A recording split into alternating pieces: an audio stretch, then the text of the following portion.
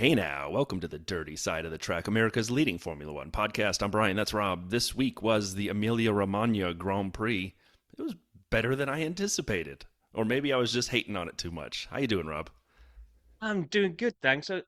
I've been thinking about this for the past few hours while we've been finishing off the road trip home. Me and my son listened to, shared the driving, so I got to watch some of the race and I got to listen to some of the race while we were driving. And we'll get there. I can't work out if I like this or not, but I'll save it till later Yeah, when we I get into discussing the race because, yeah, we'll get there. What I we'll get did there. notice on my road trip, um, on the way up, I realized that, when you're driving on the highway and a lane closes and you're flying along. I was in the middle of Ohio somewhere. I hadn't seen traffic for days, and then you get the one lane close, and you just know there's going to be that slow van or truck at the front, and you see it in the distance and you catch it up. That's like being behind a safety car because you're all there weaving a little bit behind this truck, looking to see if you can see when the lane's going to reopen. And when the lane does reopen, you've got to nail the restart because if you get stuck in the lane and all the overtakers come past you, you're about 10 cars back before you know it. So, I yeah, will say this, it is nicer when it's a left lane here in the States, when it's a left lane that's closed. Because when it's a right lane, sometimes those tootlers will tootle their way into the right lane, and you may pass five or six of the cars when you make to the right, which is really an undertake. And when you yes. do that undertake, which is not really supposed to happen, but let's all agree it's okay. But then what'll happen is that van or that truck will move over and block you in, and You now get everyone you boxed. just Yeah. passed. So if it's a left closure, I feel they rarely actually the tootlers rarely make it to the left. And if you get on it, it's easier to get by everybody. And I will Yeah. say, my time in Europe last summer, I really want to bring the flashing bright lights back. When I'm going down the left lane on the interstate and there are people in front of me in the left lane with no one around us, just tootling along, I don't want to have to undertake you. Just get out of the left lane. There are three lanes. You don't have to be doing 65 in the left lane. That's for the right lane's business or the center lanes. Anyway, I think there was a And race then this week. Let's talk about it. my only other F1 experience was then at the hotel in the morning, the breakfast line. Saw 7 this. a.m. the This is good. breakfast opened, and a line developed of people waiting to get in. And a guy that had been sat at a table close to the front of the line, w- claiming he was in the line, I think. As the breakfast opened, he kind of edged his way in. This was like leaving the pit lane. It was all, people muscling their way in. And the little boy behind me said to his mother, Mommy, he just cut the line. I'm like, this is radio, team radio. This is drivers ratting on other drivers. I just wanted the mother to turn around and say, we are checking. But none of Unsafe that happened. release, So, 5-second penalty, back of the line for the pancakes. so, Wow. so anyway, we Well, go. Sorry, go on. well, I was gonna say while we're on random things for new listeners who they will have abandoned already, but stick with us a minute, I promise. Rob visited Chicago, and it's the second time he's been here in about a year, maybe a little more. But let's at least talk about these two. Every time Rob comes to Chicago, the world comes to an end.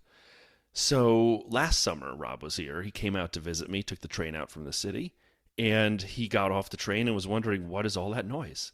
We had had that cicada situation where two breeds had come out at the same time, and we were all, ruining this opportunity of Mother Nature to have two at a time. And I was in the area where that happened, and it was a disaster. And Rob saw about 70% of how bad it was, and he was like, this is horrible. And I said, yeah, it's been my life for weeks, and it was for more. Rob was here for a day, less than 24 hours in Chicago, and we had the first ever dust storm in the city of Chicago and the surrounding area. It's the first time in the history of the National Weather Service that they've ever declared a dust storm warning. Everything in, around, about my house, our cars, different colors. It's all covered in dust. Yes, So I was thanks sat for in being here, Buffalo buddy. Wild. Never come I back. was I was sat in Buffalo Wild Wings, and everyone's phone starts going off at the same time. All the emergency tones everywhere. I look down. I asked the guy to my right because he was a local. I'm like, dust storm. I've never seen one of these on my phone before. Like, does this happen a lot around here? He's like, lived here all my life. I've never seen that before either. Don't worry, it's probably nothing. At which point, driving back from said uh, restaurant to the hotel was one of the scariest drives I've been on because it was just like Twister had just arrived. It was just everywhere. I could hardly see anything on the drive back. I But think we anyway, need to also mature because the real name for a dust storm is a haboob. and had it come on your phone that there was a haboob warning, I think we all would have paid a lot more attention. Right, we need to get back on track. We have Yes, a yes, race yes, yes, yes, weekend to yes, review. We have to yes, do the news and social first. We have to yes, open up your video vault, and then we got to review ourselves a yes, race. yes. And then we've also got a preview next week, which I haven't actually done yet in the notes. So what I'll do is, while you're just blathering on about Sap stats, you can grab it then. videos Yeah. and SAP stats, I'll grab the preview stuff. Does that sound like a plan? Sounds like a plan. Let's talk about tires. I'm gonna let you start because you found this, although we all have been talking about it.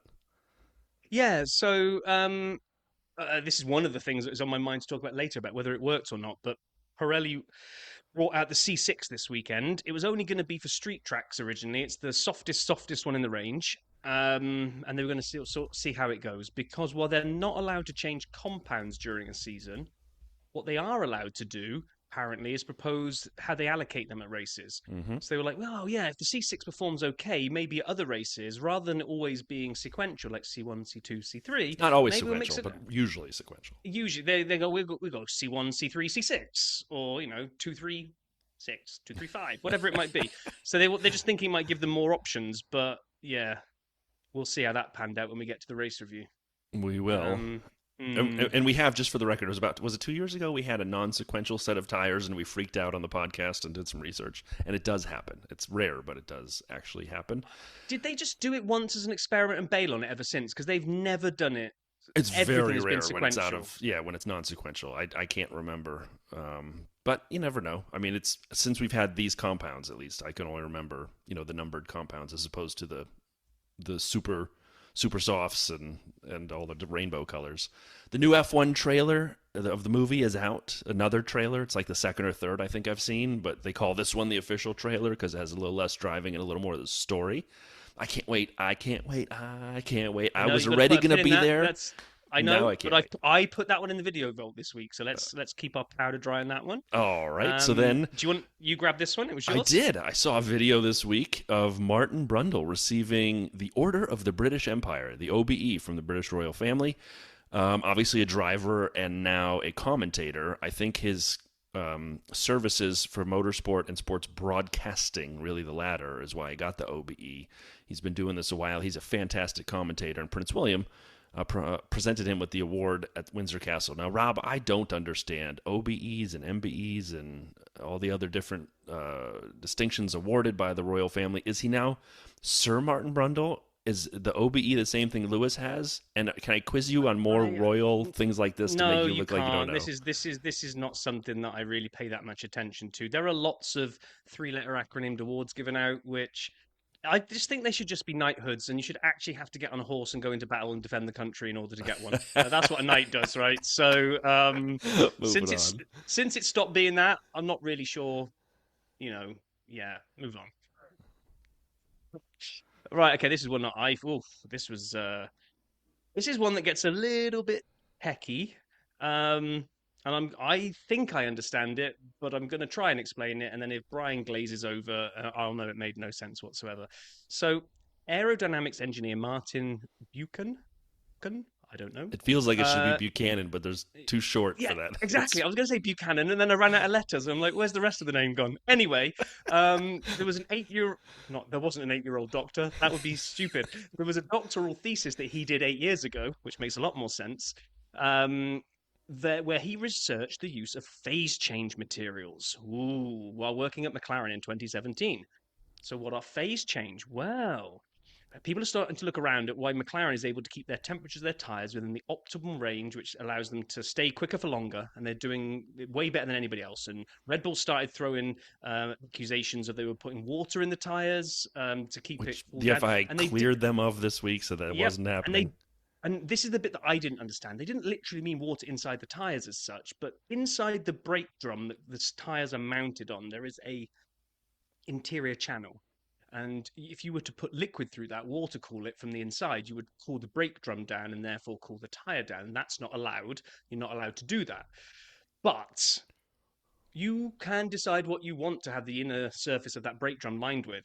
And what they think they might be using is this phase change material, which sounds like it should be out of an Avengers movie. But what it is that it's just like as water turns into vapor when it hits 100 degrees and starts boiling into steam, phase change can go from potentially solid to a liquid. And what the benefit of that is, and I don't quite understand the physics of this, but the same way that you can't boil water more than 100 degrees because it just turns to steam and that's it, you can't, once this phase change material hits its highest temperature, it will turn to liquid and act as a barrier between the heat coming from the brakes and everything and the tire surface. So you basically get to cap the temperature being passed on to the tires. Make Should any I sense play the whatsoever? outro music? Because no one's Oh listening my god. anymore. We've talked about the breakfast buffet. We've talked about dust I know. storms, and I we've now know. talked about phase change Magic. materials. We've now Isn't talked about ice just phase magic change material. materials? Ice becomes Uh, solid becomes water. I mean, this is yeah, like obviously completely different, but that's the same idea. They have something that is a solid that goes in there, and then as it heats up, becomes a liquid, as opposed to and by becoming a liquid acts as a barrier to stop yes. any more temperature going into the tires. So this is what they're saying, and apparently that would be legal if this is what they are doing. So now everyone's losing it about what are they actually doing, but maybe they don't need to lose it as much after today's race, which we'll get to later. I would like to call them the Pop Tart team because that's what the inside of a Pop Tart is. Phase change material. It's solid until you put it in the microwave or toaster oven. Then it burns the hell out of everything when That's it's a such a liquid. better explanation. We should have led with that. I know. A quick Max story, and then we'll close with an FIA one on swears. Max did a run at the Nürburgring under a fake name last weekend. It was Sunday when all this broke. We had just recorded. He drove a Ferrari 296 GT3 with the words Verstappen.com all over the car, all over it. So when people said it was Franz Hermann in the car, what they should have realized was it was FranzVerstappen.com Herman in the car. And it was Max. It was great. As soon as he got out of the car and took his helmet off, everyone's like, that's definitely Max. And they all followed him around. And his response this week was, I didn't want to have thousands of people show up just to watch me drive the Nürburgring if I'd put my name in as Max Verstappen. So obviously people figured it out that morning. He's like, it was too late to make it completely a secret, and people figured it out. But Franz Hermann, Max Verstappen. That's his alias. Can I just say my favorite alias of all time is when Michael Vick played quarterback in the NFL and he gave some women herpes and they like sued him for all these STDs he was passing around, and he started going by the name Ron Mexico. Greatest fake name ever. Ron Mexico. Can we name this? Should be the name of the pod this week, the Ron Mexico edition. Why? He's spreading herpes around the pod. I mean, what's going I don't know. It's just the Oh best my fake gosh. name I've ever heard. Oh gosh. And then last but not least, F1's governing body has sort of wound back on their penalties for swearing. Previously, F1 drivers could be fined €40,000 for the first offence and double that for a second, plus a potential ban from races, which has got everybody kind of going, what the heck? This is a total overreaction to swearing, especially heat of the moment swearing. Now, the initial fine has been reduced to €5,000 and the potential for a ban has been lifted. Although they've got this little get out of jail where they can say more severe penalties may be assessed. But about time some sort of common sense kind of kicked in there. So don't know if that'll make George happy. Actually, I don't think it made anybody happy because they were said we should be what was George's quote? They're acting like we should be thankful, winding back a rule that should never have been there in the first place. Yeah, So yeah. he's right. All right, with that, we're going to open the vault because Rob has a couple contributions that he wants to make. Well, first one we already hit, which is F1 movie, Warner Brothers channel, 2 minutes 24 of the official trailer. I think it looks good. There's just so many people hating something they haven't even watched yet. My only There was problem, yeah. with the whole thing, having not seen the movie beyond the the trailers, commercials, the clips. Brad Pitt's like 62 years old. But he doesn't look it. He doesn't look much older than Fernando Alonso, which nobody's got any problem being. I in know, a but car. Fernando's like 42 Which years old. so.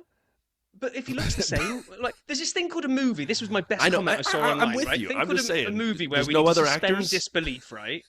And he's making the film. Of course, he's going to want to be in it. But like, Grease gets the critical acclaim of being one of the best like musical films of all time or whatever. You seriously want to believe me? Have me believe that those kids were high school kids? No. John Travolta's about 40 and he's supposed to be playing an 18-year-old. I mean, I'd like to apologize have- to Mr. Pitt and the pit stop, which they will clearly say in the movie. Time for a pit stop, a Brad Pitt stop. He's 61. gosh. I was way off. 61 years old. Yeah, and he'll get away with playing a late a 40-year-old driver, because he doesn't look much different to Fernando Alonso. That's true. Say. All right, fine. If I I look am like that excited at for the 60, movie, I'll be though. very happy. I am excited for the But movie. I cannot wait. and then the second one I put in here is almost just to prove that I watched Brian's videos from last week. He'd put the Hammond versus James May. They did a race, electric car versus electric plane, to go from an airfield to an airfield. And what I hadn't realized until I watched all of that video was the airfield they were racing to was the airfield that the old Top Gear test track was Yeah. run within. So, you saw them land there at the end of last week's video. I was, oh, yeah, Top Gear track. Oh, awesome, great. Didn't think anything of it. But then in the next up, as I was watching it, as I did the newsletter on Wednesday, was the next one, which is they just drove around a very slow, very captain slow lap. But this is same thing, drive tribe channel. See, I 8 minutes. struggled with it last week too. You did. They just drive around the lap and reminisce about the good so old great. days and make sure they can still navigate the track, because obviously all the markers aren't out. Some are. There were enough visual aids for them to work out a lap, but just brilliant. Loved it. I did too. It was amazing. And then the F1 channel went bananas this week. And I have most of it here. 10 times F1 history was made on the F1 channel. 18 minutes. It was good, not great. But it's nice to see some historical moments. And it was just sort of random historical moments. Like this is one that they publish regularly that is not tied to a race. They have things like this. So that was a good one. Will Yuki Tsunoda's Japanese cooking impress professional chefs on the Oracle Red Bull Racing Channel? 7 minutes. We know Yuki loves to cook. This was fun. I like Yuki away from the track. I like Yuki on the track now, the way he's trying to deal with this Red Bull situation. I give him a lot of credit. But this was a fun one, watching Yuki do his thing. Kimi takes his dad and team for an epic Miami hot lap. The Mercedes-AMG Petronas Formula One team channel, 4 minutes. I like the idea a ton. It just kind of had low energy. I don't know how to describe it better than that. Hot laps, people usually freak out. Now, everyone in the car with Kimi is associated with Formula One, whether it's their youth the driver development program, whether it's Bono as engineer, whether it's his dad who was a racer. All these people have race ties. So maybe they're trying to act tough, but it was just like two guys in a car driving, not talking much. And I'm like, all right. Again, I really, in theory, it was great. Just didn't deliver what I was expecting. Finally, a couple more here. How well do the drivers know F1 history? The F1 Timeline Challenge on the F1 channel, 8 minutes. This was good. If you go back in time, they once did a Can You Name the Drivers' Championships in Reverse Order, Drivers' Champions in Reverse Order. And Sebastian Vettel got all of them. He went all the way back to 1950, and he got them all in reverse, and it was amazing. Max was also excellent at this. And so I was expecting kind of to see who really knows their history. And Lando Norris didn't disappoint. He doesn't know anything. He never has. He just apparently gets in the car, and F1 is invented the year he started racing in it. But there were some surprising youngsters near the top, and I totally respect that. And I'm not going to give it away, so feel free to check it out. Can Liam Lawson and Isaac Hadjar win the Ultimate Trivia Quiz? It Takes Two on the Formula One channel. This is their new thing this year. Remember, in years past, they've had like the upside-down glasses trying to do soccer. They've had all kinds of other tests. The Never Have I Ever. They've done all these things with teammates. This year, it's the It Takes Two. I think they had the Mystery Box last year. This year, It Takes Two on the Formula One channel. This is great. I've enjoyed all of these. I enjoy this probably more than I should. It's a trivia quiz with the two drivers, and there's like increasing depth of questions. If you haven't seen it and you want to watch it, and by the way, I am becoming an even bigger Isaac Hadjar fan every race, so I enjoyed this because I'm ordering all kinds of merch at this point that says Isaac on it. The day I made it to F1, the Formula One channel, 21 minutes. Very long. But this is the best of the bunch in my opinion. As I said, there was a ton of F1 channel content this week. That's the one to watch, and maybe the Liam one. And if you didn't watch the Top Gear one that Rob recommended, you are missing out. But we have a race to recap, a weekend to talk about. We're closing Rob in the vault, and we're moving on to the weekend. And can I just say, I was very excited for the Autodromo Internazionale Enzo Indino Ferrari, home of the Formula One AWS Gran Premio del Made in Italy del Emilia Romagna 2025 Grand Prix. Wow. You took longer to say that than the main action of the race took to unfold, but there we go. Yeah, first corner, done. Anyway. Oscar's weekend, done. You can't win a race at the first corner, but you can lose it. Yeah, well, we'll get there. So, practice in a nutshell. I took four things away from this. Colapinto using DRS to stay ahead in practice. That is something I've never seen before. Somebody defending the line in practice, like he was just getting ready for the weekend ahead. Like, and he was completely catching everybody out. They were just expecting to breeze by him, and he's like, "Yep, DRS. I'm going to stay ahead here, baby." Um, I missed that. then we had Hadjar spinning out, bit of a shunt, but enough. He kept it going. He politely kind of trundled back up to the edge of the track. And then he sat there like the guy at the side of one of those roads where you get a road that joins a really busy highway. So he sits there for hours watching all these cars go by. And then finally, as you're looking when you're trying to pull out, oh, yeah, go after this one. There's a gap after this one. The final car went by. He went to drive off. Car had beached itself. Wheel spun, going nowhere. So poor guy. He spent ages waiting for a gap, only to be able to go absolutely nowhere. Um, I'm all here for Imola's approach to track limits. They've now gone your move, punk, because they painted over all of the old blue lines and took it all the way up to the gravel and went, yeah, the edge of the race track is where the gravel I starts. like So that. if you want to breach track limits, feel free. We've talked about that. Austria has Yes. been doing that more. Other tracks have been doing that. That's the way it should be.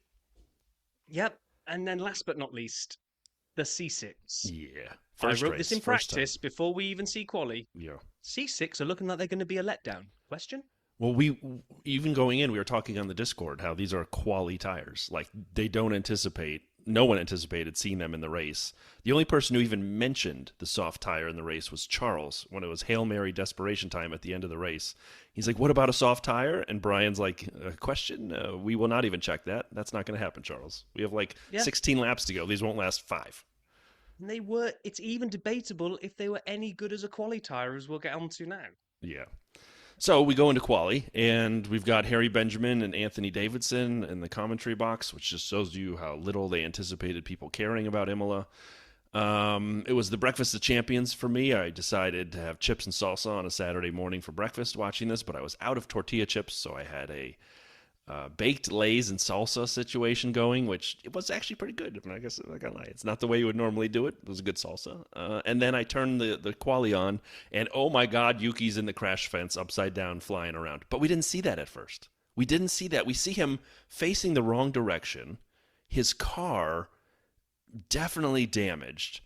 And then they show the onboard for a millisecond, and all of a sudden he's going off track, and it starts to roll, and they cut away from it. I'm like, oh, what just happened? And then and the they go commentary back team, and they show yeah. one more time of him, and they still don't show it. And then they show the camera from afar, and you're like, oh my God, that was a horrendous crash.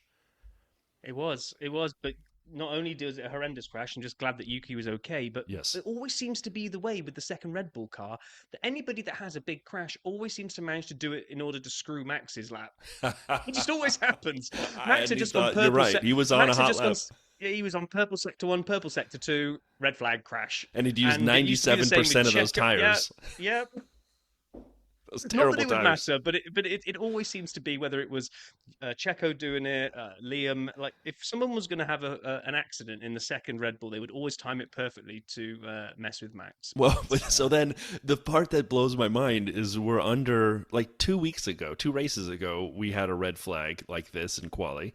And Mercedes, we joked their sporting director was at his son's wedding, and whomever, Bradley Lord or whomever was covering for him, sent the cars out when it was an estimated time, not a confirmed time to restart, and they got a grid penalty, a one-place grid drop, both Mercedes. That just happened. We just saw that. And so Alpine is like, all right, what we're going to do is send the cars out, but just stop short of the fast lane. I don't know why. Every other car was doing the same thing. Let's queue right at the edge of the fast lane, but not go in. And they do the same for Franco, but he's brand new. And you can actually see the mechanic furiously waving his hand like, stop, stop, stop, stop, stop, stop. And Franco just goes, I mean, he doesn't know he's supposed to stop there. They said, go out. He goes out and he thinks he's go out all the way. He goes, was I supposed to stop? And they're like, yeah, sorry, that's on us. No, the mechanic is waving his left hand up and down, stop the car. So you knew that grid drop was coming. And then in order to make up for it, Colapinto returned. I mean, it was chaos in Q1. Or 3, excuse me. It absolutely was. And One. I always get these backwards. I'm so stupid. What made me laugh about this was that sometimes you get radio messages from teams to try to sort of convince the listening authorities that, hey, we did nothing wrong. It's all good. It's all fine. the fact that we got the whole apology on team radio, Yeah. like, yeah, that's They a knew slam they were dunk. done. Yeah, that's a penalty. There's definitely a penalty coming I in. think they So just didn't want to go to the up to FIA to discuss it with the stewards. Like, hey, just give it to us now. We know. now, question for you here, sir. This brings up the interesting subject again that they've toyed with introducing a rule for, I believe, that if you cause a red flag in quali, Right. that you shouldn't be allowed to keep your spot or keep your fastest lap time. It should be lap time deleted because Colapinto gets through to Q2 I don't think. and he ain't going anywhere in Q2 Right. because his car's in pieces. I don't like that the car that causes the red flag and that no one else gets a chance then to get out of the bottom five. I like they need to think about the rule a little bit, but I like the idea of there being some jeopardy that if you go out there and you push too hard and you screw the pooch and bring the session to an end, that there should be some jeopardy connected to that. I don't know. Like, I mean, I don't.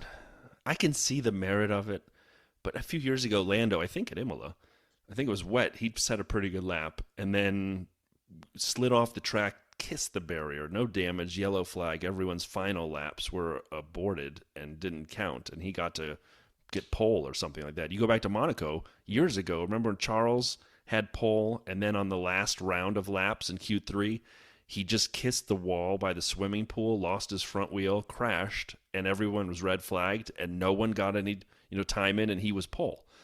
Now, those were different. I don't know. In my mind, I get the point. I don't know if I agree with it.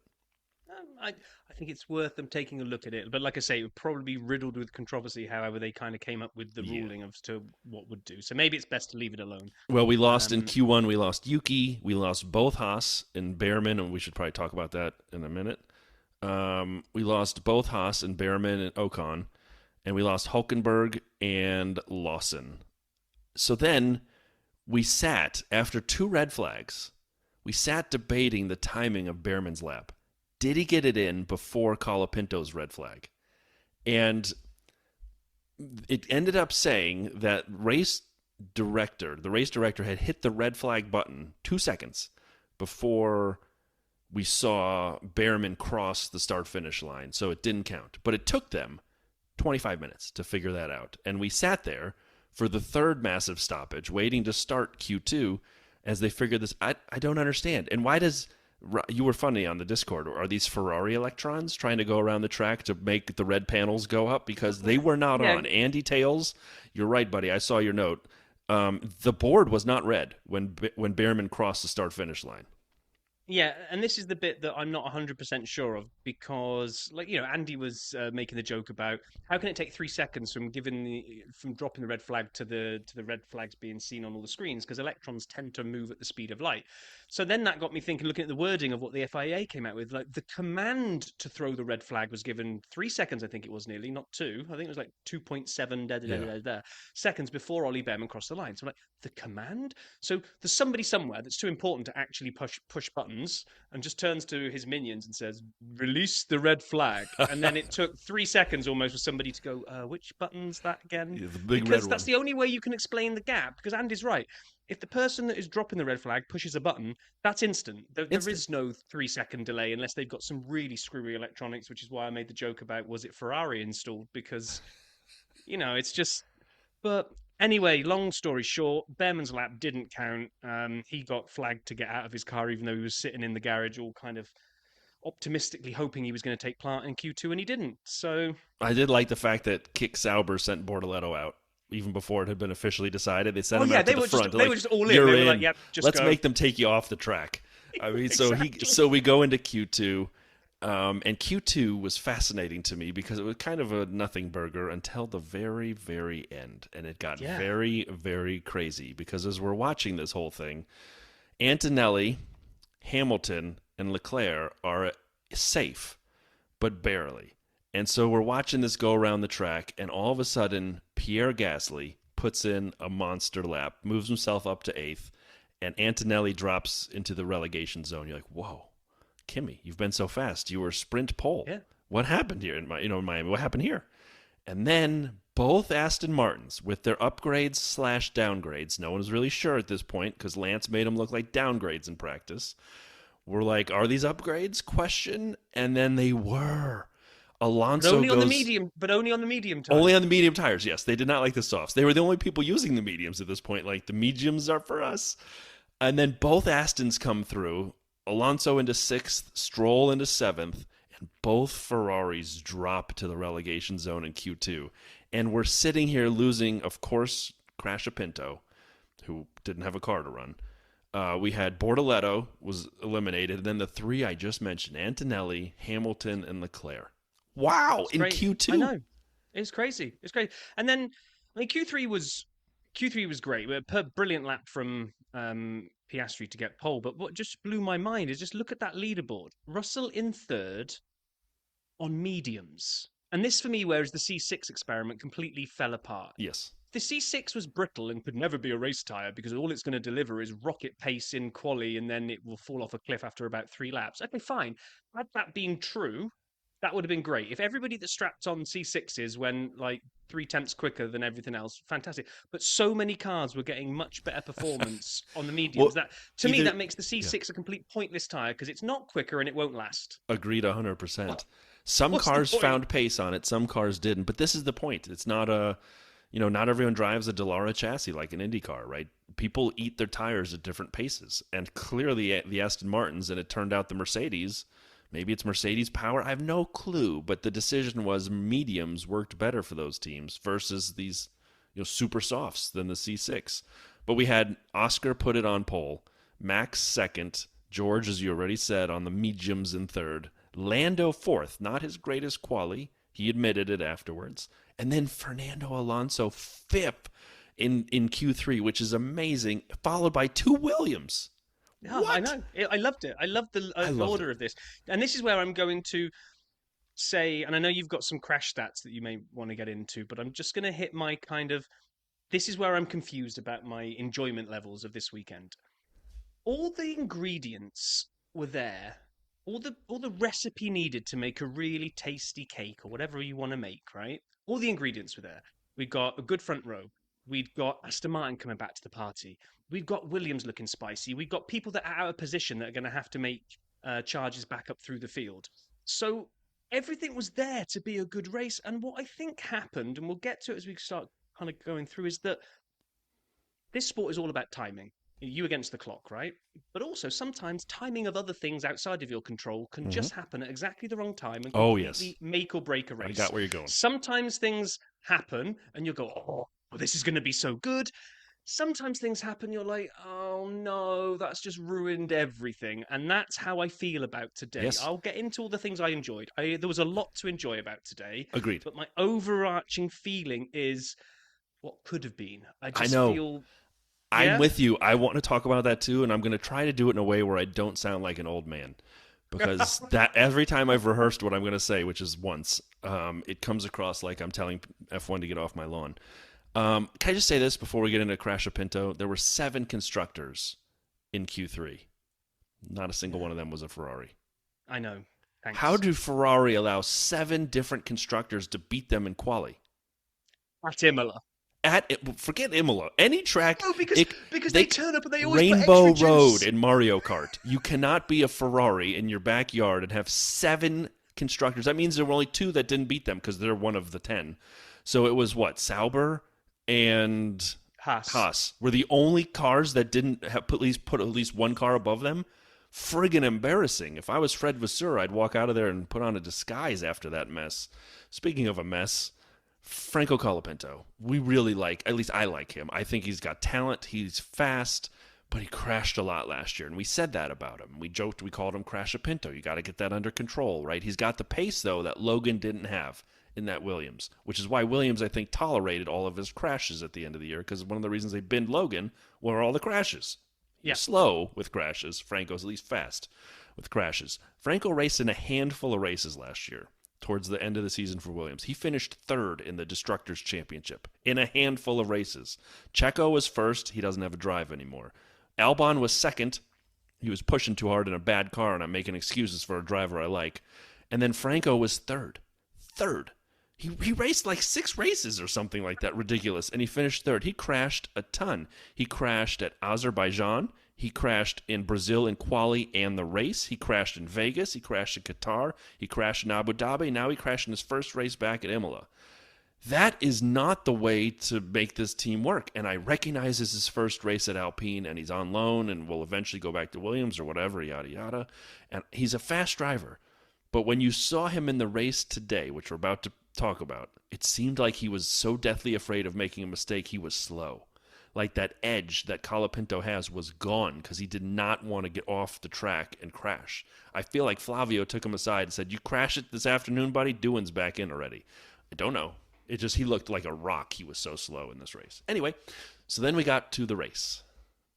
And the race starts with probably one of the best outbraking maneuvers I think I've witnessed in F1 for a very long time. Amazing.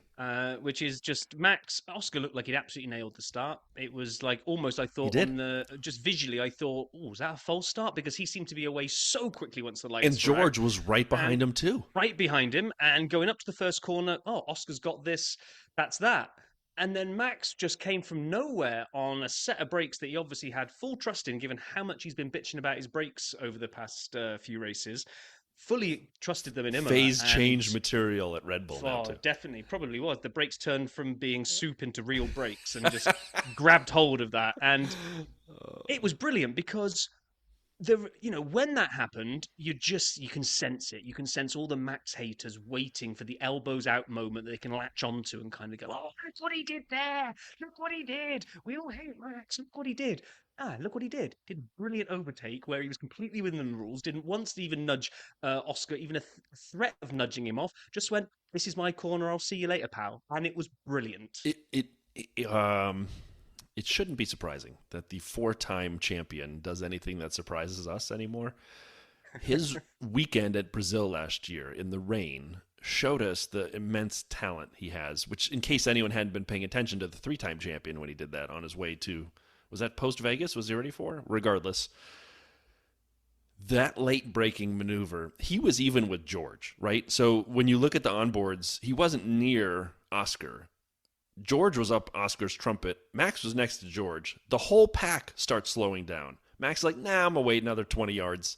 And he just keeps going. The helicopter shot is epic because Max just doesn't slow down. And you're like, oh, he's not going to make it. He's not going to make it. He made it perfectly. Corner. He's going to cut the corner. He won't give it back. We're all into that drama again. And not even a hint of that. He didn't go off the track an inch. I mean, it was brilliant. Perfect. And I watched that. I'm like, oh, wow. Daniel Ricciardo is watching this from Australia and is like sending him a crown that says last of the late breakers because Max has earned it. But Oscar may have been a bit cautious. George, they showed it a little bit before the rerun of him complaining.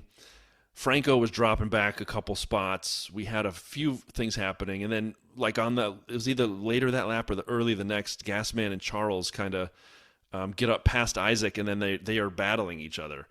And Pierre decided he was going to put his nose in and try to hang on to a position that had gone. The door had closed. Like, at first I thought it was on Charles, and in the notes I wrote was Charles doing. Then they show the rerun. Charles drove the racing line. Pierre's like, oh, I'm going to go around the outside. And by that, I mean into the gravel. I'm like, what were you doing, Gas Man? And then he gets back on the track. He's like 4 or 5 spots back. I'm like, oh, that was such a bad gamble.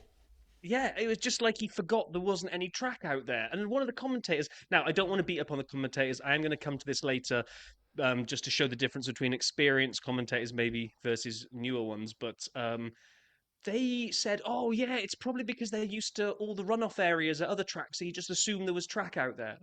What? What? He suddenly forgot all the laps they've done in practice and quali where he knows there's gravel out there and just suddenly thought, oh, yeah, there's probably a runoff area. I'll go for it. No, I've never. Sorry, guys, never. But this is where... So we had Lando was making his way through for this poor qualifying. He got George and off he went. And it was, 14 Piastri boxed. And this little spark of hope ignited inside me. This was a 2-stopper. That they'd seen that maybe a 1-stopper was on, but lots of cars were starting to moan about the tyre not lasting. I was like, ooh. Yeah. Oh, this isn't a 1-stop Imola. This is a 2-stop Imola. So it happened. Piastri boxed. Not the greatest stop in the world. But then we had Aston, pitted as well. I'm like, it is. Well, Hold my beer. This is a two-stopper. and even before that, George and Carlos had boxed on Oh, 12. true. And Yes. Yep. apparently Charles had boxed. They didn't show us or tell us because when it came out, they said, "Oh, Charles had undercut George and Carlos." I'm like, "Charles boxed?" And so I hadn't noticed. But as you say, Piastri, we're thinking two-stopper. However, can I just say one thing? My highlight of the race was on lap 11 when Lando passed George. It was the only non-DRS overtake I remember from the race. There may have been others, and we may not have seen some. But I'm willing to put money down that said 80% of the overtakes or more were the DRS overtake into, after the almost straight. Yep. But Lando's move on George, well, on the inside, and I don't remember the exact corner, that was one where I like, whoa, that is some real driving from Lando. I loved seeing that. And then as you were saying, Aston Martin came in and Fernando goes out and his tires, his brakes, they weren't just on fire. They were fireballs. I mean, Yeah. I've not seen this much fire from a car, from brakes like that in a long, long time. And I was watching, they showed the full rerun because it was crazy. And I don't like to beat up on people. Like, I'm not. I sometimes struggle for words on here. Words escape me, and I use the wrong word. But I'm not a professional commentator. But as that happened, and whoever, I don't know which one of the pair it was. I can't remember who said it, but they went, "Oh, and the brakes, the overheating, the flames coming out there." But it's okay. Once he got back up to speed, the air rushing in made sure that those flames were distinguished. I think you meant extinguished, but that's fine. So as we were sitting here waiting to see if it's a two-stopper, lap 16 or so, we have Max, Lando, Alex, and Isaac, Yeah. all in the top four, all on mediums, still out there, followed by Kimi and Lewis, who had started on hards. And you're starting to wonder, like, are they going to make these mediums last? Question. Like, can you? Yeah, Because they seem and to be falling off. we're watching we're watching Oscar kind of cut his way through traffic, doing really, really well, and they keep flashing up the gap to Max. That it's hovering at around 29, 30 seconds. It's like, oh, the stop's going to be 28 and a half. So this is going to be really, really close when Max has to pit. Will he get track position? I'm like, yeah, come on, feed me more of this. And at this point, Oscar is going crazy, overtaking in the DRS zone. Every Yeah. lap he's going around. He takes Yuki, and the lap is so short. I'm typing it up. Piastri's on Yuki with Behrman right in front of him. Oscar gets him on the straight, but then lap 19, Oscar takes Ollie. The lap is so short, I'm still typing from the last one. And I'm like, at least there was something happening. Was it the Yuki overtake where they came on the radio and Yes, said, slow him up Yuki, if you car can. behind you, slow him up. And he went, what's that now? I just saw a big papaya blurgo. That was Like not... zero holding up, not even. Of all of Max's teammates, is the best defender been Checo? And he got Yeah, I sacked think like so. a Yeah. bag of potatoes. Oh, Um, man. So then, and then we got. Go ahead, sorry.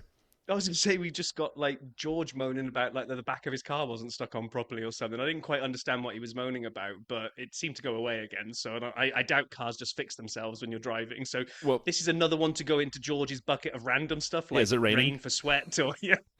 I did enjoy very much the Mercedes cars, right? So George is having trouble with the rear of his car. Kimi did not have a weekend he'd want to remember necessarily. It was his teammates, classmates out, Bologna not too far from Imola. Showed him around on Thursday. Didn't have the greatest quali. Goes out in Q2. The highlight for him had to be he held Lewis Hamilton in his DRS for 607 laps of the race. He's still there. Still there.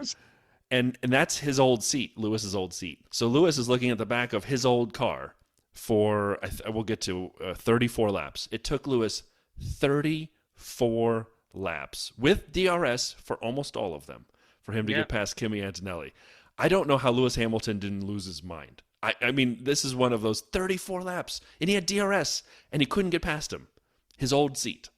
But That was this at all lap still- 20. I'm like, this is still happening? I know, and at this point, I'm still all in on this, thinking, oh no, we're blatantly into the one stop for the leaders now because they've gone through the original pit window that was Right. being told for a one stop. So now I was getting a little bit of soul crushing, but Oscar's on a mission. He's gone through everybody. Then they, Red Bull fire up the second alert and get, well, we don't know if they did or not, but they probably got on. No, they did. We heard it on the team radio to Isaac, wasn't it? Hold him up. Yeah. Hold him up. So it's like, team two, sister team now. Come on, Yuki couldn't do anything. So come on, Isaac, you can hold up Oscar. No, he can't. I mean, Piastri was just like a torpedo going through the field. And yes, he was probably shredding his tyres, but it was fun. And we still had to work out what happened when Max finally pitted. Where would Oscar come out? And then it happened. No, they didn't tell Isaac to hold him up. I don't think they did. I think we made that up just now. That could be a Mandela effect, but it works, so let's run with it. But it was then, wasn't it? We saw Esty Bestie not really having the bestie of days. No, but here's what the kicker, exactly to your point earlier. Timing is everything. Lando boxed from second, and as he leaves the world's longest pit lane, then they cut directly. He hadn't even gotten into the track yet. They cut directly to Esty pulling over, and then a quick VSC. And I'm like, oh, you just lost 10 seconds. You just lost 10 seconds of race time by boxing one lap too early. Not like they're magicians, and they should have known. Magicians? What's someone who sees the future? Prophets? Okay. They're not prophets. They're not papaya prophets. They did not know that Esty would be pulling over and that Haas would throw a wrench into the whole thing. But man, Max got lucky again. He gets a 10-second cheaper pit stop. He was already 9 seconds ahead of Lando. It killed it. This single incident ruined the entire race in terms of anything about the lead. After all this shook out, Lando was down wherever he was. I think Piastri had got back into second because Alex had pitted or whatever. But the gap to Max was like 20 seconds, 30 seconds. It was something. George, and Carlos boxed again. They went for a second stop under the VSC. So did Piastri, didn't he? Piastri did try to, or was that later under the safety car one? Later, okay. So that was it. It just nerfed the entire. Well, unless anything mechanical happens, or unless we get a safety car. But again, we'll get to that in a little while. This is over now. This is over. Max has just has won this, and now we have to start focusing on maybe battles further back. Can Alonso get his first point of the season? So he was in the points for a minute. There was still, exactly. Well, for a long time. Yeah, and then on 34, Lewis finally passes Kimi. I was so excited that this happened. I thought he'd need all 63 laps at Imola. And of the top 10, we had Max, Lando, Alex, Oscar, Isaac, Lewis, Kimi, and then Fernando got passed by Charles. And then he had just passed Lance, but we had the Astons in the points. We had, cars looking racy, with the exception of the Astons, because they started to fall. As Charles took them, they started falling like rocks. They went from in the points solidly to 10 and 12. Just they kept dropping exponentially. Yeah. Apparently, the downgrades they've added work really well in quali on mediums. But then if you have any fuel in the car, or tires that aren't mediums, or you've been driving it too long, it falls apart. I don't understand. I don't understand because, I think you're a little bit been a bit harsh on them there, because I think they were running in solid points positions for like half the race. They did, but then they just kept falling even before the safety car. So they were on mediums, or they were, the car was looking really good in its new upgrades. And I thought, this is it. We might get a double Aston points here. Maybe one of them will fall out, but I think we might get double points. And then it was like some switch on the settings board. Someone fell over in the Aston pit crew and accidentally leant on a button that was like revert to last race settings or something. And suddenly it was like a Jekyll and Hyde race for them. The first half they looked racy, and I really thought they were going to get points. Then to your point, they were just falling like a stone down the chart. I'm like, what happened? What did they turn off? I don't know. What's going on at Aston? I don't get it. I don't know. I still don't get it. I want someone out there to tell us what happened to Aston at about lap 36, because it all just went wrong. And then we got kind of the lull, the Imola lull. Oscar moved into third on Alex, and then you look at the board and no one in the top 10's within DRS. And you're like, all right. Thankfully, Carlos was still alive in 11th. He took Nico for 10th, moved into the points. And then by lap 43, no one on the entire leaderboard was within DRS of each other. And you're like, this is what happens at Imola. And this is what I was getting nervous for the whole race. And then Kimi said, hold on to my root beer, because I'm not old enough to drink a beer, at least not in the States. And he pulled over, apparently where there was no gap in the fencing whatsoever. None. And he pulls over on lap 46, and we go full safety car. And I'm thinking, what do we need that for? Because is this the same spot Esteban pulled over right? But nope. Kimi pulled over somewhere where they needed it. Took him, again, how many laps did it take for Lewis to pass Kimi? 704? They needed 892 laps behind the safety car to get Kimi's car off the track. It took forever. I mean, I actually left and went and fixed my sprinklers that were running and moved them around in my grass. It took so long. And two things, again, we talk about timing, just went wrong at this point to rob us of any type of excitement at the end was that, I think we lost 8 laps under the safety car. When we were at 46, when Kimi pulled over, and 54 when we restarted out of a 63-lap race, we've now only got a handful of laps. We could have had double-digit laps to go. Yeah. In terms of, as the commentary team said, I felt like today's race was sponsored by, this is going to be a sprint to the finish. Because they said that sentence about 5,000 times during those 8 laps. And I just got, like, and I know I was probably tired and grouchy after driving 16,000 hours to and from Chicago, but I turned around to my son Reese and I said, if they say sprint to the finish one more time before the safety car goes in, I don't know what I'm going to do. Because anyway, but the things I'm referring to are just because of positioning and safety car and all this kind of stuff. So Max came in and got new tyres. Okay, fine. Of course he was going to do that. He had a pit stop in his pocket. But the way the McLarens rolled through meant that Lando got the fresh tyres, but was going to be behind Oscar. Right. And look, McLaren said they'd sorted all this stuff out, and it was racing for the team. It was going to, yes, let them race, let them do it fairly, but also there was going to be the very quick decisions on what needed to happen. You've got 9 laps, was it? 54 to 63, whatever it is. You've got a handful of laps left where one of your cars is not going to chase down Max because of the pace he's already shown this race. And one of them might stand it. Yes, right. His tires are dead. Not dead, but they're dying. They're deader. Yeah. Well, I'm going to get to my last awful piece of commentary in a second, but yes, absolutely. So, I know Oscar's the championship leader. Maybe he has to, and he's got track position. Maybe he has to be given priority, and maybe they just decided if Oscar can hold him off, then he can hold him off. But they sacrificed, McLaren did, the chance at going after Max for the win. And maybe that's what their rule is at the moment. Oscar's a championship leader. We defer to him. And if that's it, good on them. But you just knew we weren't going to get this sprint to the finish that they kept going on about because it wasn't going to happen. And it didn't.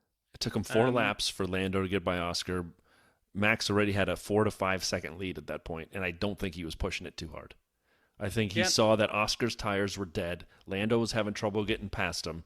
They as you say, they let the papayas race. And at this point, Max is like, all right, thanks. It's going to be too late. And it was too late. It was too late by that point. And that last bit of commentary, again, not trying to beat up on them, but they said when Lando was trying to put the move on and get it done, he's like, and Lando now is really trying to make advantages because remember, he's on the fresher rubber than Oscar, who is on less fresh rubber. They did say that. I heard that. I remember this one. That was terrible, by the way. I was like, what did you just Either say? You have the number or come up with a better phrase than that. I remember that. So it was something like that, yeah. And somehow the safety car bunched everybody up, took too long to happen, and then we unlap Behrman and we get ready to go. And to your point, we saw 4 laps before Lando took Oscar, a DRS overtake again. And he passes him, and then there's no real racing. The only racing that was left was Alex Albon and the Ferraris. Yes. Alex Albon and Charles Leclerc were going at it. Charles was on horrendously dead tires. Less fresh tires? Is that the phrase we're using now? And he wanted a box under the safety car, and they had no more tires for him. He'd gone through both hards. He had no more mediums that were fresh. So they're like, just stay out on these, whatever he had, hards at this point. Stay out what you got. It's better than anything else. He goes, what about softs? And when the safety car started, they had 16 laps left. And his race engineer's like, they just won't last 16 laps. No, what do you say? They'll do 11 max or something like that. They won't even do 11. We know they won't even do 11. We watched them in Qualy. You have low fuel. You're going to push hard. They'll be toast in 3. And so he was begging. His tires were just dead. Alex takes him. I'd like your conversation on this. I know you're watching on a phone.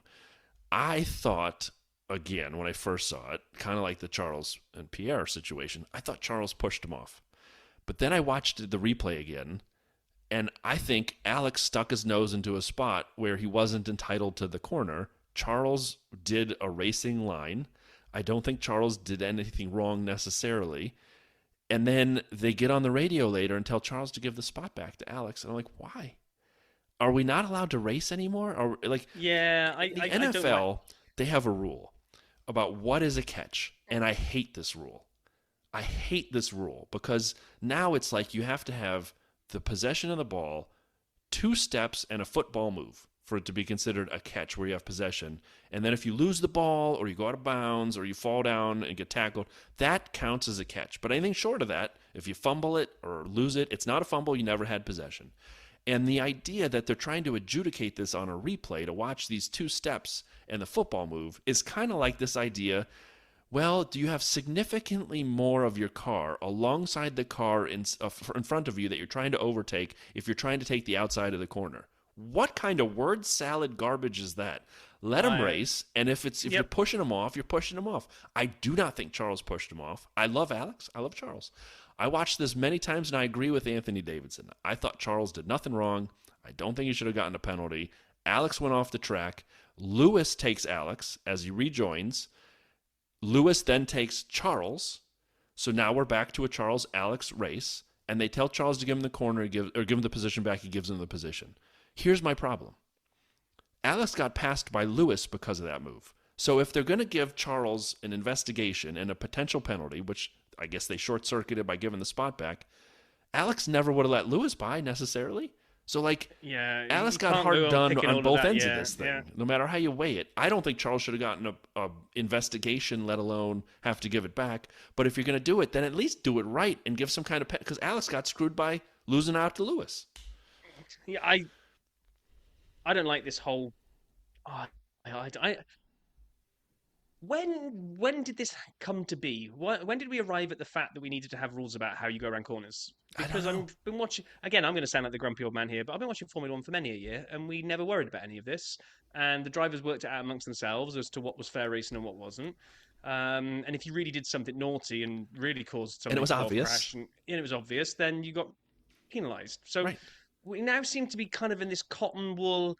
Oh no, but your axle was 3 inches ahead of this thing there. But by the way, because of the angle of the corner, it's even really difficult to try to work out which angle we should and Christian Horner running around with printed out pictures. I'm like, what are we doing? God, what's happened? This right. So you used NFL. I'm going to use football. VAR, the video assistant referee in football, is killing the sport. It took today, one of the games we were watching in the car, took them nearly 4.5 minutes to adjudicate on whether a goal should stand, because they've now gone to this forensic level of drawing lines and Christian Horner printing out pictures to work out if players were offside or not. And no fan in the world wants it because it kills and sucks the life out of the sport. We don't want this rubbish. We want drivers being allowed to go head to head. We don't want to see dangerous driving, but drivers will police it themselves. They just will. And so I did not enjoy that aspect of it. I did not like the fact that, according to me, at least 80% of the overtakes were DRS overtakes, if not all. I can only remember, as I said, the Lando one when he took George. There were sure one or two others. I was going to say, there was a couple of Oscars where I felt the DRS just put him into the braking zone for turn 1. And then went round the outside of the corner. But there were a lot that were done earlier before the corner. Lots were done earlier before the corner. So I'm with you on that. And then the last thing I'll say, this is my get off the lawn piece. It was a better Imola than usual, but it was better because of a VSC and a safety car. No, but VSC killed it. It did. But the safety car didn't even make it that good. It just kind of gave you the whiff of a chance. No, this is what I mean. If I told you without seeing the race that we had a mixed up grid, we had condition that needed to come back through like the Ferraris, we had looking spicy, Williams looking spicy, and by the way we had a VA and a safety car thrown in as well, you'd probably and if we probably counted the overtakes, you go, wow, I'll go and watch that. I can't wait to go watch that on replay. I started right at the beginning with this. All of the ingredients were the cake for there, and it came out tasting like a turd. Well, not a turd, maybe. Maybe I'm being a little harsh. I did enjoy it, but I'm still left with this feeling that it wasn't that good. I don't know. I'm so confused by this race. Because this is my point, and I said this after Brazil last year. I want to I enjoy the spectacle, so I will tune in no matter what. And I enjoy if something makes it spicy that, wasn't the on-track racing. But when it's the on-track racing that makes it exciting, those are the best races. And this wasn't fun to watch because of the on-track racing. That's my point. Does that make sense? Yeah, it does. I mean, again, I don't want to sound good off my lawn. I'm going to keep watching anyway. But all right. So should we wrap this up and kind of put a bow on the race itself? I mean, just to be clear, we saw Max win from Lando, Oscar, Lewis, Alex, Charles, who had to give that spot back at the end, whether he wanted to or not, George, Carlos, Isaac, and Yuki, who popped in for a point from a pit lane start. Nice job by Yuki to do that through all the chaos. I still think the second Red Bull expects more than a single point. Yeah, I do. On a weekend. Should we do King of the Pits in the pits? Yeah, let's do it. All right, let's fire up King of the Pits first. Hey, you're the king of the pits.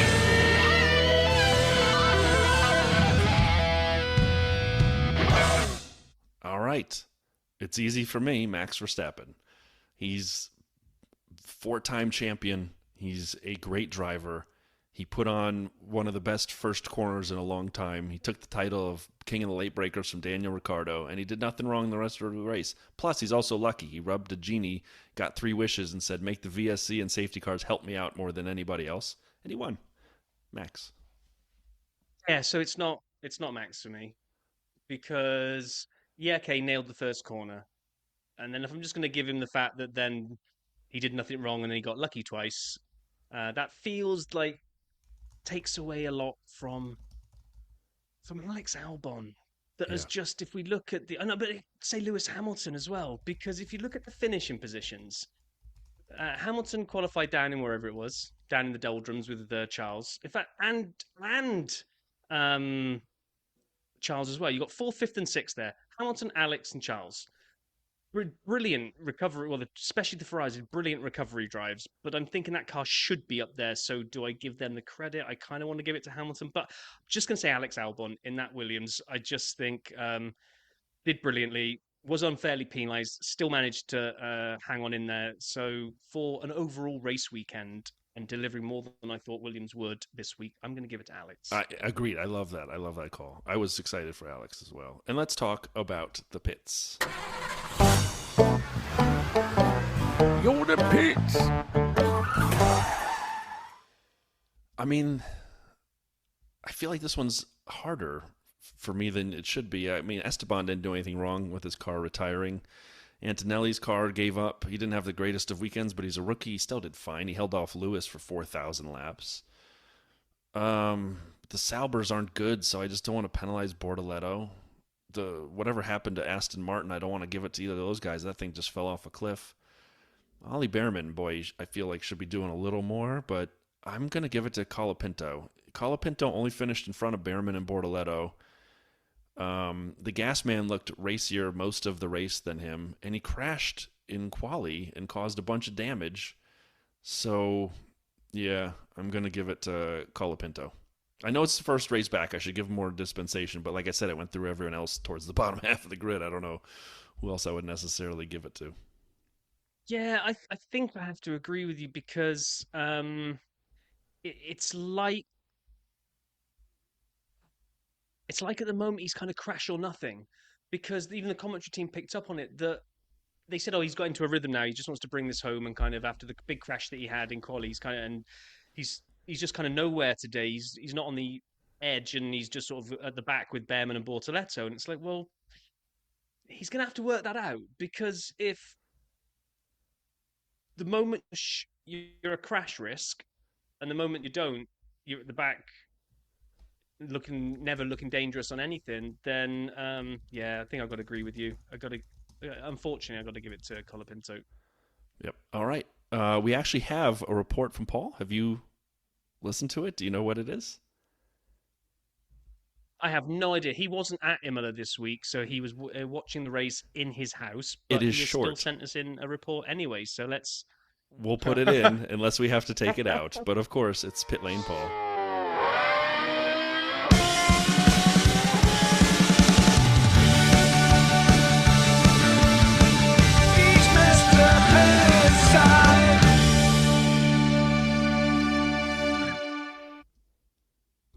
And now, Paul.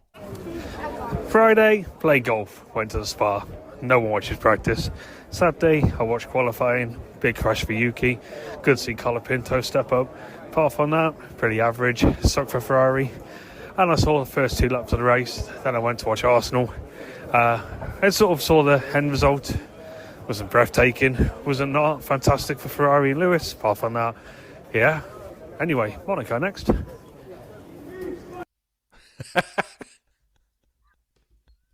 Brilliant. You get a different opposite end of the spectrum. Last week we had like 12 minutes of Paul, 6 of them being drunk. And today it's like 30 seconds and maybe, I don't know if he was still at the Arsenal game or at a pub afterwards, because the mighty Arsenal won today. So nice. You will have enjoyed that as well. So happy days. Few Sap Stats. We have a new theme sent in by listener Lee for us to try using. It's a mix of the Formula One theme, and here is a clip of it.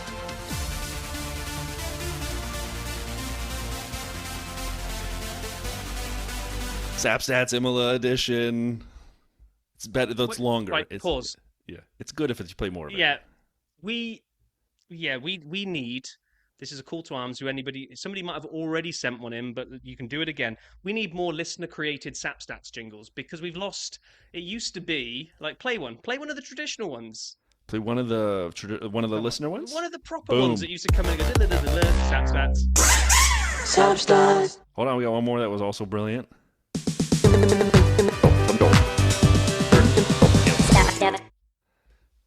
Yeah. Right. We will play them. If people, doesn't even matter if you're just playing bongos and you're just going to shout Sap Stats at the end. We don't care. Please send us in your Sap Stat jingles and we'll get them on the air. And so the Imola edition. Verstappen's win was his second of the season, 65th of his career. It was, as you heard, the 400th Grand Prix for Red Bull. We heard that like 400 times. Verstappen's now won 4 consecutive races at Imola, which is a circuit record. With McLaren's Lando Norris P2, the top 2 finishers were identical at 24 Emilia-Romagna Grand Prix. It was Norris's 4th consecutive podium finish at Imola without winning. And Imola is falling off the calendar officially this year and it hasn't been renewed yet, so that may be his chance. Gone to have done that. Norris has finished on the podium as many times as his teammate Oscar Piastri this season, 6. Verstappen, and I have a great stat on the top of the Drivers' Championship here in a second. Verstappen and Norris finished 1-2 in that order for the 11th different time. With Piastri and P3, the top 3 in the championship finished on the podium in reverse order of the championship, and all 3 are only separated by 22 points. That is awesome. We'll explore a little bit of where the drivers and teams stand at the end of the race. Lewis Hamilton, P4, was his best Grand Prix result to date for Ferrari. Moves him ahead of Kimi Antonelli into 6th in the Drivers' Championship. He beat his teammate Charles Leclerc in a Grand Prix for the first time at Ferrari. It took a little bit, but good for you, Lewis. P5 for Williams. Alex Albon finished 5th for the 3rd time this year. I mean, I remember when Williams in the points was a massive deal. Now this is his 3rd time in finishing 5th this season. The team did not score any top 6 finishes or better between 22 and 24 at all. So again, that's awesome. Leclerc, P6, finished in the top 10 on the road at every race this season, but only has 1 podium finish, Saudi Arabia. George Russell was 7th. He's the only driver other than Piastri, Norris, and Verstappen to score in every Grand Prix in 25. So 4 drivers have scored at a point in every Grand Prix. Russell, Piastri, Norris, and Verstappen. Sainz and 8, both Williams scored for the 3rd consecutive Grand Prix. Go Williams! This is awesome. I got to get some Williams merch up in this joint. And Isaac Hadjar, P9 for Racing Bulls. The Faenza team scored points at their local Imola circuit every year since it returned to the calendar in 2020. That's great. I thought they had some years with AlphaTauri where they stunk it out of the joint, but obviously not. And then it was Hadjar's 3rd point finish in the last 5 Grand Prix. Yuki scored a point from the pit lane start I already mentioned. And it was, here's a couple last ones. Tsunoda finished 10th at Imola for the 2nd year in a row. So whether he's in a Racing Bull or a Red Bull, apparently Yuki's going to get 10th at Imola. And Aston Martin's Fernando Alonso. We talked about the fact he hasn't scored any points yet. He finished P11. He now has finished 11th on 3 occasions this year. Still no points. And then the last one, we heard so much about Red Bull's 400th Grand Prix on Qualy. We saw a lot of Peter Sauber of the Sauber team, their 600th Grand Prix through many different names. And Nico finished P12, which was their best finish since they got points at Australia, and I don't know if they'll get any points the rest of the year the way things are going. That rain-crazy Australia may have been their only points chance. And you remember, Rob, you joked they would get points this year. It happened in the first race. You're like, look at me. I'm a prophet. I'm a mystic. I got it right. Still correct. You were correct. It was because of the rain. So all I said was points this year. I didn't say how many times. I nailed it on the first race, is what you're saying. Thanks for reminding me. I'm happy to remind you. Quick update on the casino. Quick update on the casino games where you romped it. 2 out of 3 games won by you this week. So roulette was drawn the 5th ball, which was Alex Albon. I went Charles, you went Kimi. So neither of us got anything in roulette. Yeah. However, 3-card poker, I went George, Kimi, Charles. Well, that didn't really fly too well. But your Oscar, Lando, Max, you got all 3 of them, just not in the right order. Yeah.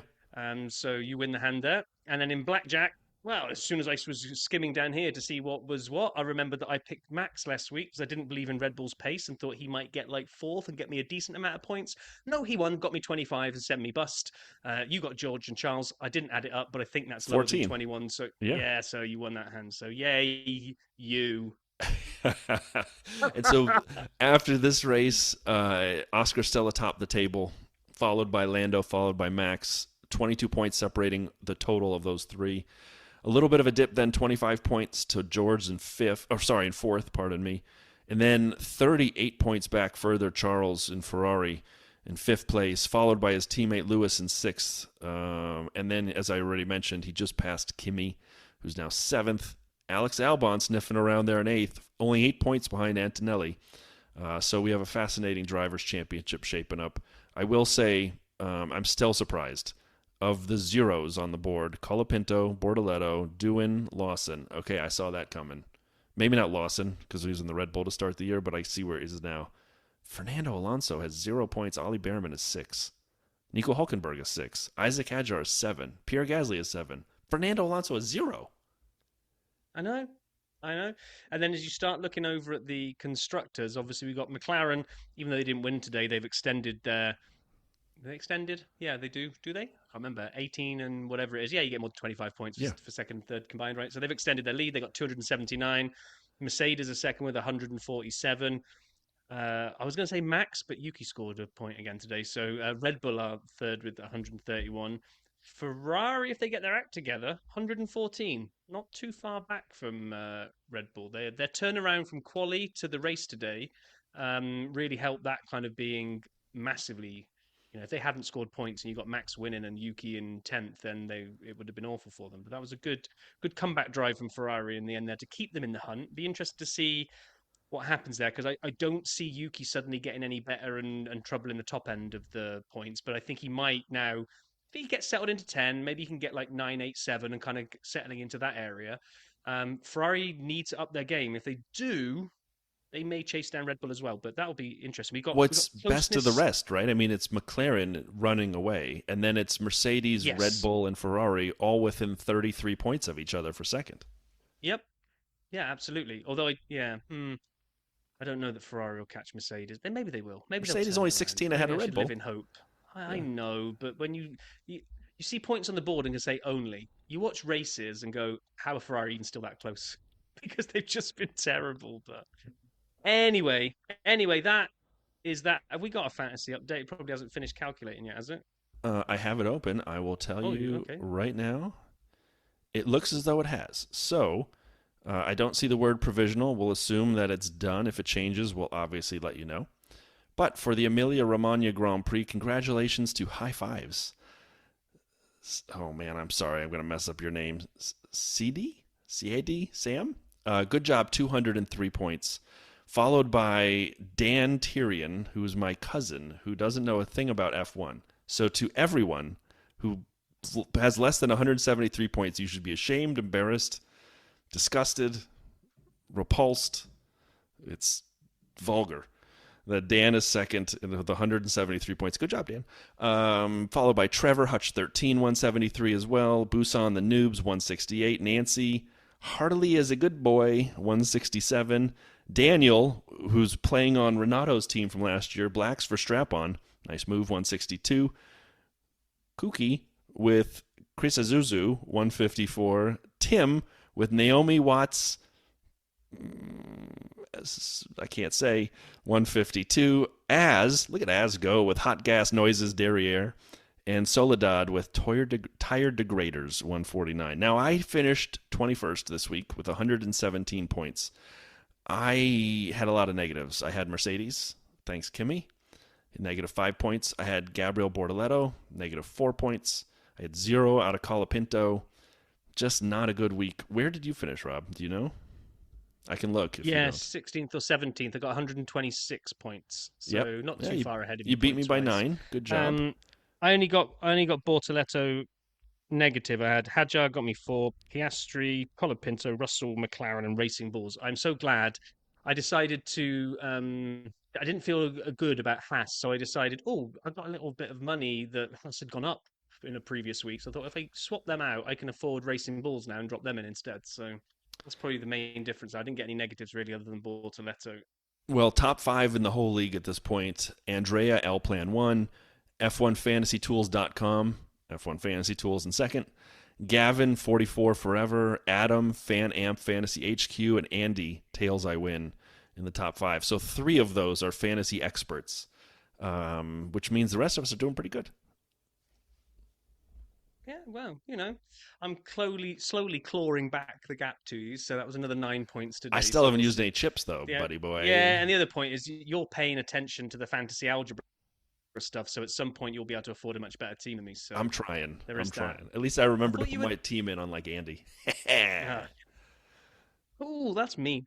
Right, okay, that puts a bow around the Imola weekend, which was a really good bad race, or a bad good race. We're not really sure, apparently. It was a good bad race. You had it right the first time. Okay, so looking forward to next week, we have Monaco, which kind of pretty much splits opinion with a lot of people as to whether it should still be on the F1 circuit or whether it should live there forever. I'm an old fart. It should be there forever. I don't care if racing on Sunday is sometimes a bit rubbish. I can forgive it for qualifying on a Saturday. 100% agree. Yeah, what are we going to see? We are going to see 78 laps of a 2.074 mile circuit. We are going to see money dripping out of every nook and cranny. I thought you were saying orifice of everyone there. No, I wasn't going to go there, Brian, but thanks for that. We are going to see yachts. We are going to see celebrities. We are going to see cameramen getting obsessed with which celebrities they can find, or maybe scantily clad ladies on yachts. We're going to see all of this. What we're not going to see really is probably any overtaking, but it's okay. It's okay. Calm down. You don't need it. We are going to see 2 pit stops. I was going to say there's a questionable question, is this going to be better this year question? Because you're right. Qualy at Monaco is top notch. Not only because of the jeopardy of the walls, but because every driver knows that sets basically the grid and then the final positions for the race. So it matters more than any other quali on the track. So Saturday, tune in, it'll be amazing. But Rob's right. This whole idea of a 2-stopper, which I think is a gimmick and kind of goes back to my earlier argument, give me good racing on track. That's what I love. Don't manufacture it for reasons like this, but maybe it'll make it a more fun Sunday. And it'd be interesting to see if it does, because let's just kind of go back to what we were talking about earlier with the C6 and Pirelli. Why do all these different compounds exist, and why bring these allocations? Because they're trying, and just Pirelli aren't doing a fantastic job of it at the moment. They're trying to give us tyres that will force a strategy, because we want to see multiple stops.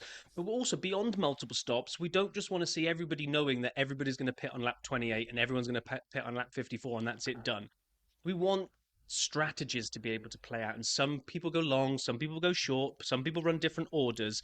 So if this artificially introduces strategy, because the Pirelli tyres can't do it at the moment, so they say, screw that, you just got to definitely stop twice.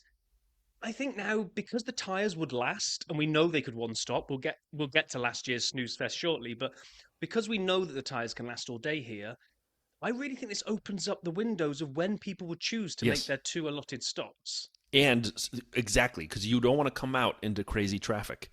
And, acknowledging it's hard to overtake, you want to make sure you come out in a position where, if you're a leading team, do you wait till you pull away from the pack? And how long do you wait? And when do you do your second stop? I agree that it's fake, like the water in the Miami Marina, and I'm here for it. So, we'll see how this works. I will just say, in case it rains, let's get ahead of this. You still have to do a two-stopper. That is the way the FIA's rules read when they publish these things. So I went back and did a little SAP reading, and it's two-stop no matter what. The same compound rules apply, though. If it's wet, you do not have to use anything other than an inter if you want to just use inter. Like, you could go inter, inter, inter. That's allowed. Yep.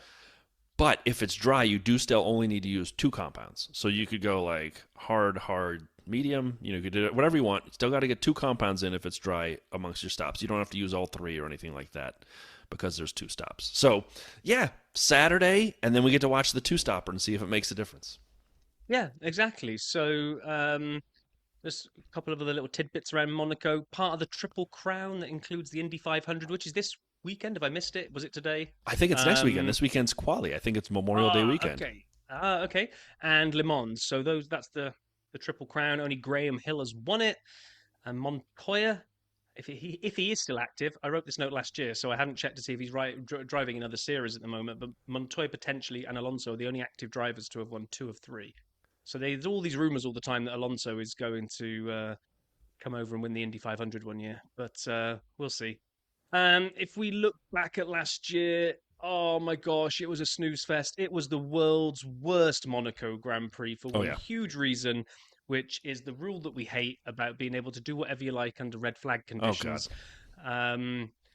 Perez, Hulkenberg, and Magnussen had a horrendous crash going up the hill. Bits of car everywhere. It was lap 1. I didn't know you could crash there. I mean, like, I still watch back and like, how did that happen on the way up the hill? But all right. Yeah, true. Which means it was red flagged. Everybody came in. Everybody changed all their tyres, so they've now done their one mandated stop, even though it wasn't even a pit stop because it was just red flag conditions. So they just came in, swapped tyres, and because the tyres are ridiculously bulletproof, everybody was essentially able to do a 0-stop race from lap 2.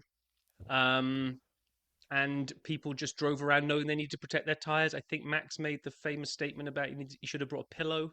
I believe it was something along this. This is Qualy. Should have brought my pillow. Yep. It was awful. It was really awful. Absolutely ruined because no one needed to make a stop. There was zero jeopardy coming other than maybe another safety car or someone hitting a wall. But everyone was going so slow they weren't going to hit a wall anyway.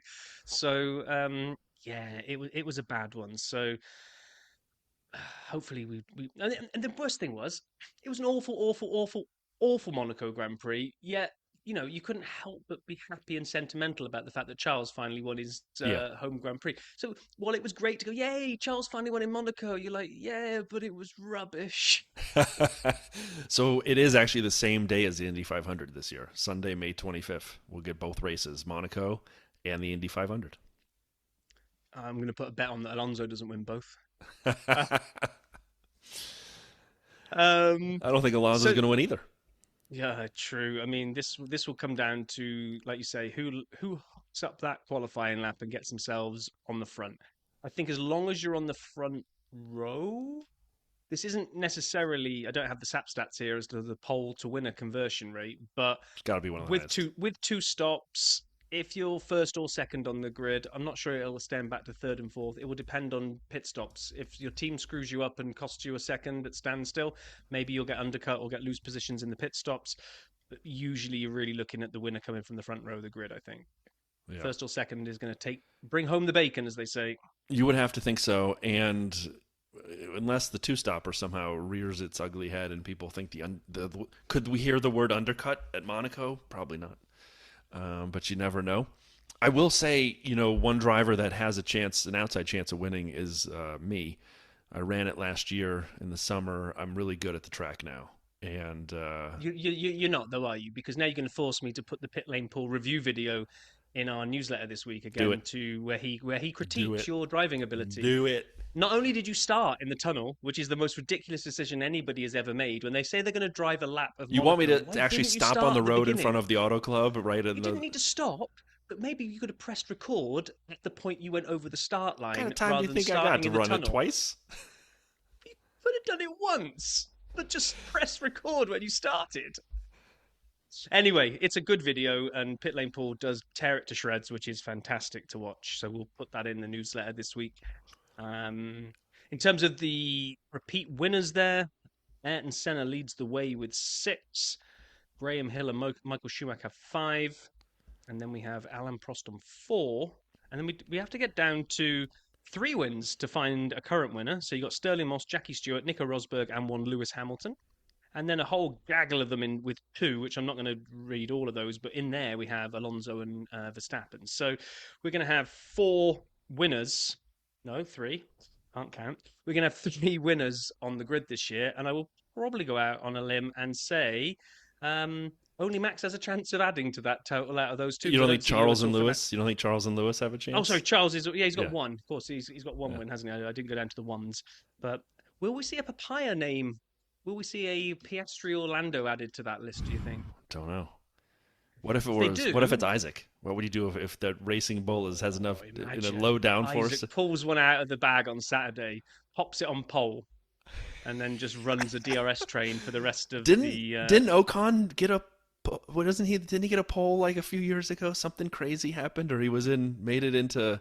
He was close. Anyway, I'll have to figure that out on my personal time.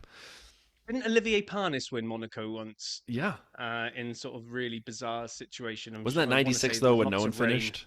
Yeah, there's like 3 drivers finished. Yeah, that was a different situation. If one of the Papaya boys does bring it home next week, then they will extend McLaren's lead there because they have 15 wins here. Ferrari have got I discount the non-championships ones. I hate this. Ferrari got 10. Mercedes have got like 5. Lotus and Red Bull have got 7. In fact, Mercedes dropped down below once you take the non-championship ones out. And then we got a whole bunch of teams that don't exist anymore, but with Williams squirreled away with 3. Outside bet, Alex or Carlos to win for Williams? There's a better chance of Skoda getting up there with me behind the rental car. No, there really isn't. If I had to bet on you or one of the Williams boys, I'm betting on the Williams boys. Sorry, Sat.